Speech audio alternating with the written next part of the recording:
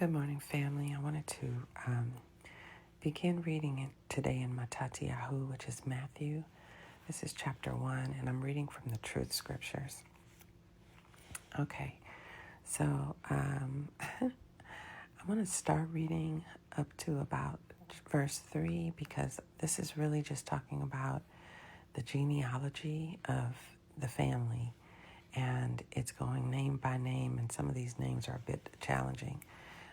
So I'm just going to read these first few, and then I'm going to jump over here to 16. Okay, this is the book of the genealogy of Yahuwah Mashiach, who is from the lineage of King David, who is from the lineage of Abraham.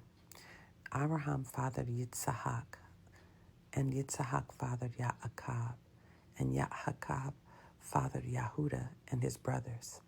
So just tracking with me, this is the genealogy of Yahuwah Mashiach. This is King David that we're used to seeing, Abraham, Isaac, Jacob, Judah. Okay? All right, so then we're going to move over. Then Yaakov fathered Yusuf, and the husband of Marim, who gave birth to Yahusha, who was called the Mashiach. All the generations from Abraham to David are 14 generations. From David to the captivity into Babel, there are 14 generations. And from the captivity of Babel into Babel to the Mashiach, there are 14 generations. Here's how the birth of Yahusha took place. When his mother Marim was betrothed to Yusuf, before their public ceremony, she became pregnant by Yusuf through the power of the set-apart spirit. Her husband Yusuf, being a righteous man and not wanting to disgrace her publicly, planned to send her away quietly. However, while Yusuf was considering this, a messenger of Yahuwah appeared to him in a dream, saying, Yusuf, seed of David, son named David, do not be afraid to continue having Marim as your wife, for the child conceived in her is by you, through the power of the set-apart spirit. She shall give birth to a son, and you shall call his name Yahusha, which means Yahuwah is salvation. Because he shall save his people from their sins. All of this took place to fulfill that which was spoken by Yahuwah through the prophet Yeshayahu, which is Isaac, when he said, Behold, an Alma, who is a young maiden, shall conceive, and she shall give birth to a son, and they shall call him Emmanuel. I apologize, family. I just woke up and felt led to do this, so sorry for yawning. Let's see. They shall call him Emmanuel, which means Alua lives with us. Then Yusuf awoke from his sleep, and he did as the messenger of Yahuwah commanded him to do, and continued with Marim as his wife.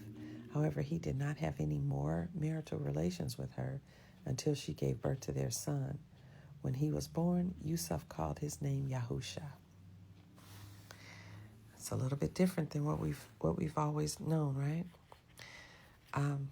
Verse 2, now when Yahusha was born in Bethlehem is what we're used to hearing, in the territory of Yahud, during the rule of King Herod, some Magusha came from the east to Jerusalem. So I'm sure that as I'm reading this, you are able to discern what these names are because we've heard them so much. But for those of you, oh my goodness, I'm so sorry, y'all. For those of you who want to utilize a tool and resource that I've created called the Truth Bookmarks, go to the link in my bio. And you can download the bookmarks, and it has the cross-referencing for a lot of these names in it so that you don't have to struggle with them.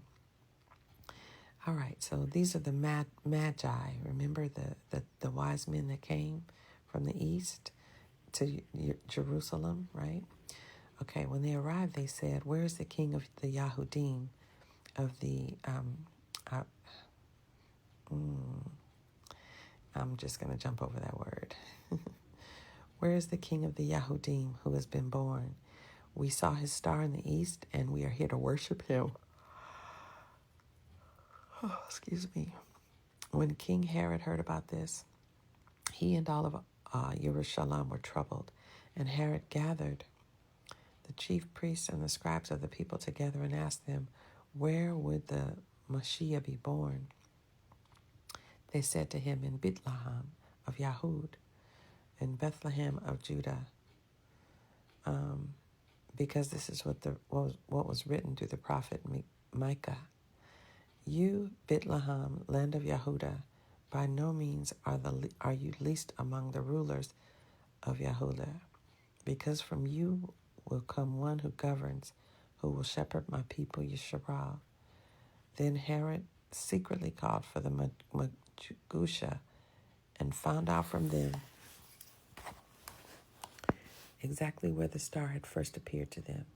He sent them to Bethlehem and said, go and search for the child. When you found him, report back to me, so that I may go and worship him. When they heard what the king said, When they heard what the king said, they went on their way. They noticed the star which they had seen in the east before, and it went ahead of them until it came and stood over the place where the child was. When they saw the star, they were filled with great joy. They entered the dwelling and saw the young child with his mother Marim. They all fell down to the ground and worshipped him. Then they opened their treasure chest and offered him gifts of gold, frankincense, and myrrh. Having been warned in a dream by Alua not to return to Herod, they went back to their own country by a different route. Now when they had left, a messenger of Yahuwah appeared to Yusuf in a dream, saying, get up and depart. Take the child and his mother and escape to Matsar, or Egypt. Stay there until I tell you, because Herod will soon look for the child in order to kill him.